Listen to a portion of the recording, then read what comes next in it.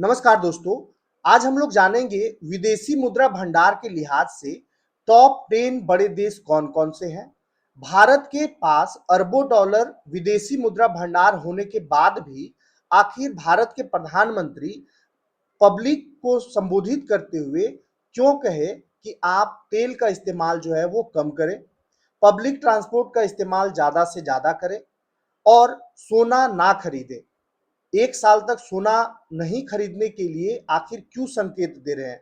क्या भारत आर्थिक संकट के करीब आ चुका है या फिर आर्थिक संकट को झेल रहा है? आज हम लोग इसी सब विषय पर हम लोग बात करेंगे। भारत के जो पूरा फाइनेंशियल सिस्टम को देखते हैं, उनका नाम है, उस ऑर्गेनाइजेशन का नाम है Reserve Bank of India. Reserve Bank of India ही पूरा बैंकिंग सिस्टम का बैंकर्स बैंक कहा जाता है और पूरा बैंकिंग सिस्टम को देखता है। अभी वर्तमान में रिजर्व बैंक ऑफ इंडिया के गवर्नर हैं संजय मल्होत्रा, जो 26वें गवर्नर हैं।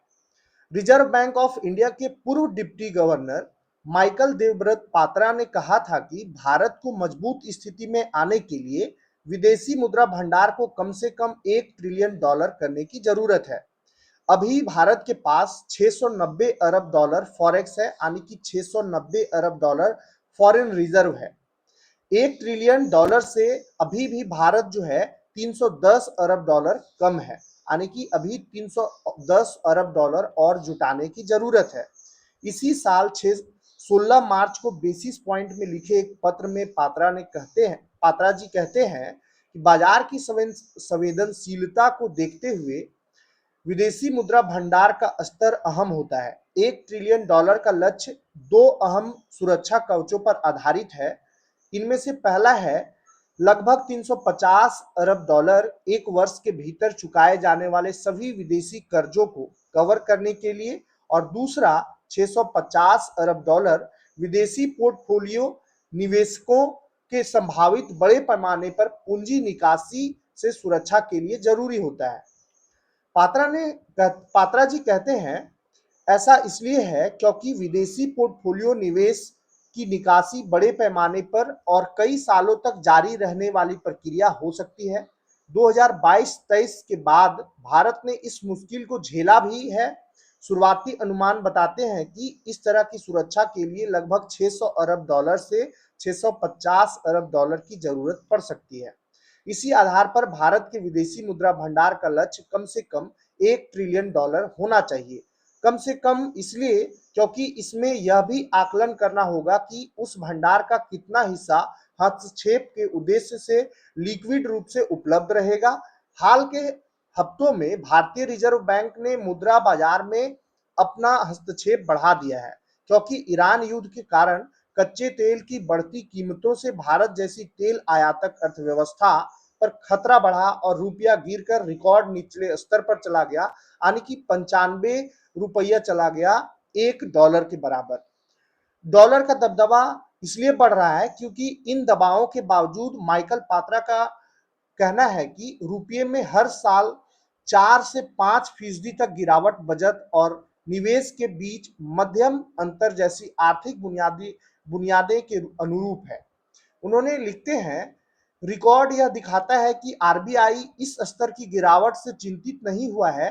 केंद्रीय बैंक ने अचानक तेज गिरावट या झटकों की बजाय एक नियंत्रित और क्रमिक गिरावट का रास्ता प्रभावी रूप से सुनिश्चित किया है। दुनिया भर के देश अपने विदेशी मुद्रा भंडार में सामान्य तौर पर 60% से ज्यादा अमेरिकी डॉलर रखते हैं। अमेरिका को अपने आयात का बिल भरने या अपनी मुद्रा को समर्थन देने के लिए विदेशी मुद्रा रखने की जरूरत नहीं होती है। अगर देखें तो टॉप जो 10 देश है उसमें से चीन जो है वो पहला स्थान पर है। 3.751 ट्रिलियन डॉलर रिजर्व है चीन के पास। जापान दूसरे नंबर पर, स्विट्जरलैंड तीसरे, चौथा नंबर पर रूस और पांचवा नंबर पर भारत आता है, जिसके पास 690 अरब डॉलर का फॉरेक्स है, यानी कि फॉरेन रिजर्व है। अमेरिका इसलिए इस रेस में नहीं है क्योंकि अमेरिका को उस लिस्ट में नहीं रखा जाता है जिन देशों के पास सबसे ज्यादा विदेशी मुद्रा भंडार है। अमेरिका खुद ही डॉलर प्रिंट करता है। भारत, चीन या जापान जैसे देश वस्तुओं का निर्यात करके विदेशी मुद्रा अर्जित करते हैं और फिर विदेशी मुद्रा भंडार बढ़ाते हैं। अमेरिकी डॉलर पूरी दुनिया में स्वीकार्य है, इसलिए अमेरिका को बड़े विदेशी मुद्रा भंडार बनाने की वैसी जरूरत नहीं पड़ती है, क्योंकि ये जो डॉलर है वो अमेरिका का ही है। विदेशी मुद्रा रखने के बजाय अमेरिका अपने मुख्य रणनीतिक सुरक्षा कवच के रूप में दुनिया का सबसे बड़ा सोने का भंडार रखता है। अमेरिका का कर्ज उसकी अपनी मुद्रा यानी डॉलर में होता है, इसलिए वह पारंपरिक अर्थों में डिफॉल्ट नहीं कर सकता, जैसा उन देशों के साथ हो सकता है जिन्हें विदेशी कर्ज चुकाने के लिए डॉलर भंडार की जरूरत पड़ती है।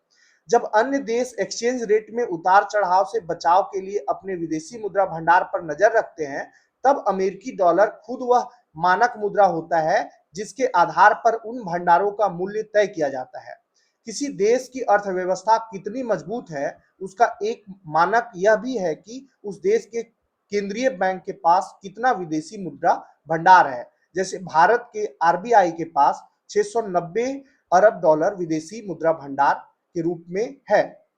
मुद्रा भंडार के रूप में दुनिया भर में अमेरिकी मुद्रा डॉलर, ईयू की मुद्रा यूरो और चीन की मुद्रा युआन शामिल है।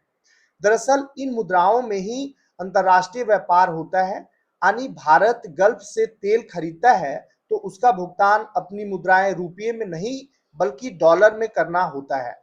कई देश यूरो और युआन में भी स्वीकार करते हैं, इसलिए ये तीन यूरो, युआन और डॉलर को विदेशी मुद्रा भंडार के रूप में देखा जाता है।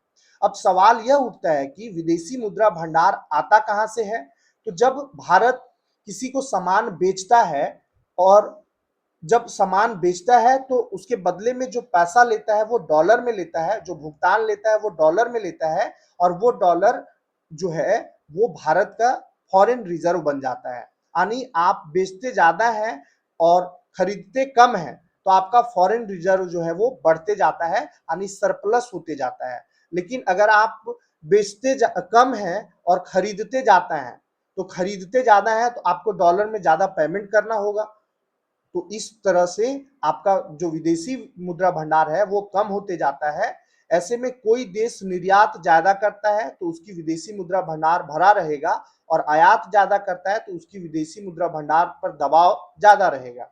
वित्त वर्ष 2025-26 में भारत का व्यापार घाटा 333.2 अरब डॉलर का था, यानी भारत ने निर्यात की तुलना में आयात ज्यादा किया, सामान ज्यादा मंगवाया और बेचा कम। भारत अपनी जरूरत का 90% तेल आयात करता है, ऐसे में सबसे ज्यादा डॉलर इसी पर खर्च करता है।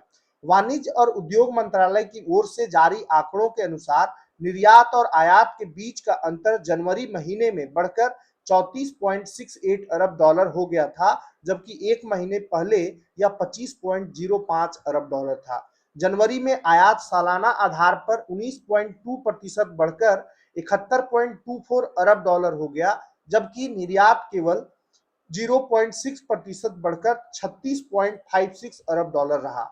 इस तरह से भारत जो है कहीं ना कहीं अभी फॉरेन रिजर्व को लेकर के थोड़ा सा चिंतित है, और ये चिंता इसलिए हुआ है क्योंकि पूरी दुनिया में तेल का जो दाम है वो डबल हो गया है, और क्रूड ऑयल का दाम डबल होने की वजह से भारत पर एक एक्स्ट्रा बोझ पड़ गया है फॉरेन रिजर्व का, क्योंकि भारत जो है वो 90% तेल जो है वो खरीदता है, और इसीलिए भारत जो है आर्थिक संकट को आर्थिक संकट से बचने के लिए भारत के प्रधानमंत्री भारत की जनता से अपील करते हैं कि आप तेल का इस्तेमाल कम कीजिए, पब्लिक ट्रांसपोर्ट का इस्तेमाल ज्यादा से ज्यादा कीजिए, वर्क फ्रॉम होम अगर पॉसिबल है तो वर्क फ्रॉम होम कीजिए ड्यूटी, और सोना अभी कम खरीदिए, क्योंकि भारत में सोना इसलिए खरीदा जाता है क्योंकि सोना के जेवरात, सोना, भारत के लोग सोना पहनना पसंद करते हैं। इसलिए भारत के प्रधानमंत्री का अपील जो है भारत के हित में है। इसमें आपका क्या राय है, आप कमेंट करके जरूर बताएं। धन्यवाद।